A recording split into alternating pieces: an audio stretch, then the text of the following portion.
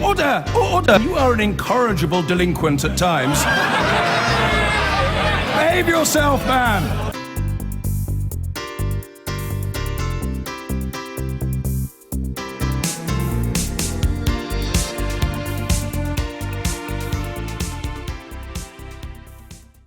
Two former bankers from Halifax Bank of Scotland, or HBOS, have been found guilty of bribery and fraud, along with 4 associates.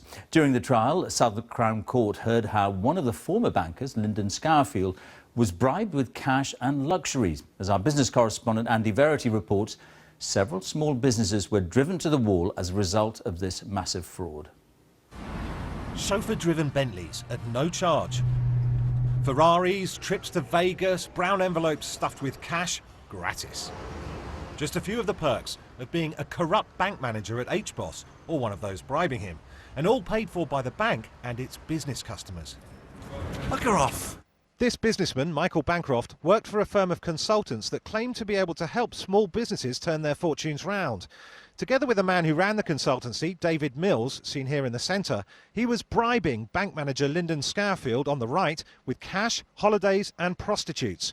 In exchange for the bribes, Scourfield would insist the bank's business customers use David Mills's firm, Quayside Corporate Services. David Mills and his associates used them in many instances for their own purposes in order to enrich themselves. This included by charging exorbitant consultancy fees to these companies, to these distressed companies, financially distressed companies, which they were expected to pay, and basically run the companies down into the ground. Today here at Southwark Crown Court, David Mills, Michael Bancroft and 3 others were found guilty 10 years after they committed these crimes. But the most extraordinary thing about this fraud is that it was discovered not by the bank or the police, but by a middle-aged couple fighting to keep their home. As business customers of the bank, they told everything they'd found out, but the bank's response was to try repeatedly to evict them. Instead of protecting and supporting the victims of this scam, they would persecute them. They would blame the customers. And that's what they've done for 10 years, and they've stuck to this story. Yep. And I realised, you know, the most shocking thing for me of being in court was I realised we've been through 10 years of hell, and so have lots of other victims. HBOS is now owned by Lloyds Banking Group, which said today it acknowledged the fraud impacted people beyond the bank. But a decade on from the crimes, the bank still hasn't acknowledged any corporate responsibility for what happened or offered to compensate the victims. Andy Verity, BBC News. Now here, 2 former bankers from the embattled bank HBOS have been found guilty in a £245 million fraud trial, alongside 4 other people.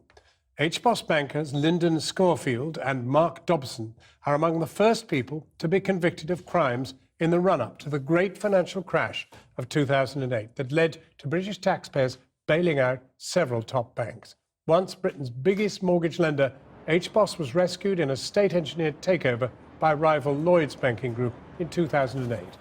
Our business editor, Siobhan Kennedy, is here. Siobhan, what's happened? Well, John, as you say, this is all about bad behaviour inside the big mortgage lender HBOS in the run-up to the financial crisis, the years between 2003 and 2007. Now, at the centre of this scandal is the banker Lyndon Scourfield. Now, he was responsible for looking after some of the bank's distressed business customers. But rather than do that, rather than help them, Scourfield instead, it turns out, took bribes. Money, luxury holidays, expensive gifts, sex with prostitutes, to pass those ailing businesses along to a restructuring firm called Quayside Corporate Services, which was in turn owned by his associates. Now, it gets more complicated here, bear with me. Rather than helping them, though, what happened was once they were inside that restructuring firm, Scourfield would then lend them more of HBOS's money, ostensibly to help them, to turn them around, get them back on their feet again. But that's not what happened. Instead, his mates inside Quayside Corporate Restructuring Services charged these poor businesses exorbitant fees and siphoned off the cash. I think we can see here some of the spoils that those 4 executives inside Quayside Corporate Services enjoyed over the years: luxury cars, Mercedes, Land Rovers, large houses in the English countryside, huge estates you can see from inside Portugal, and swimming pools and tennis courts. Why is this so significant?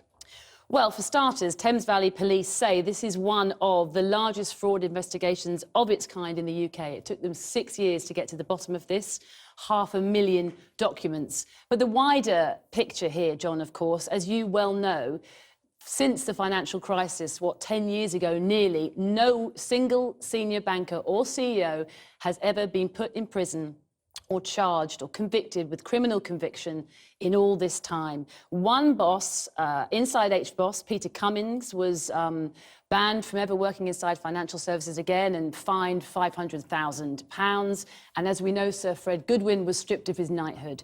So here, finally, 8-9 years on, we have the first potential convictions of British bankers involved in that horrendous run-up to the great financial crash. Now, they've been convicted today. Just how long they will serve, we will find out on Friday. But they will serve. But they will serve. Siobhan Kennedy. I've been getting